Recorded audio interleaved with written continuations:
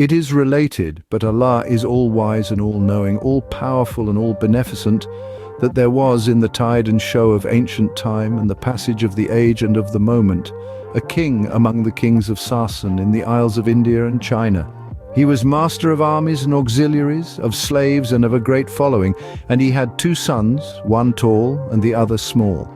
Both were heroic horsemen, but the taller was the greater in this exercise and reigned over lands and governed with justice among men, so that the peoples of the land and of the kingdom loved him. His name was King Shahryar.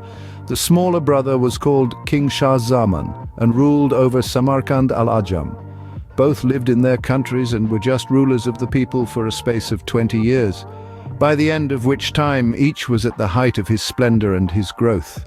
This was the way with them until the tall king was seized by a violent longing to see his brother.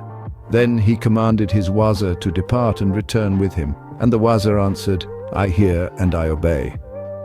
The wazir set out, and arriving in all security by the grace of Allah, entered the presence of the brother, wished him peace, and told him the purpose of his journey. King Shah Zaman answered, "I hear and I obey."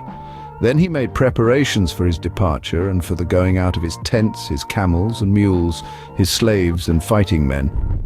Lastly, he raised his own wazir to the governorship and departed to seek the lands of his brother.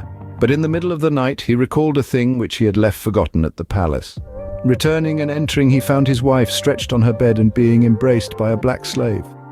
At this sight, the world darkened before his face, and he said within his soul, "If such a thing has come to pass when I have hardly left the city, what would the conduct of this wanton be if I were absent for long at my brother's house?" So he drew his sword, and with one stroke killed them upon the carpets of the bed. Then he returned, and ordering his camp to move forward, journeyed through the night till he came to his brother's city.